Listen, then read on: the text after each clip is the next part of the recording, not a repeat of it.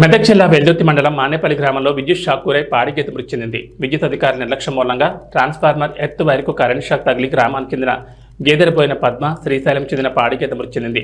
దీంతో రైతుకు సుమారు 50,000 రూపాయల నష్టం ఉందని రైతు పద్మ శ్రీశైలం తెలిపారు. ప్రభుత్వం తమను ఆదుకోవాలని విజ్ఞప్తి చేశారు. సార్ మీకు ఫోన్ చేస్తాను, ఇప్పుడు తీసుకొని నువ్వు ఆల్రెడీ ఆయన ఏమనుకున్నాడో నాకు చెప్పకుండా ఎట్లా తీస్తారు అన్నాడట. కాకపోతే సార్ ఈడికి వస్తాడు కదా, మీ సార్ నువ్వు ఈడికి వస్తావని మేము చెప్పలేమని అన్నాం. మాది మానపల్లి బాధ మీద బతుకుతాడు. 1,00,000 రూపాయలు బాధే చచ్చిపోయింది. అది ఈనమోపుంది. మళ్ళీ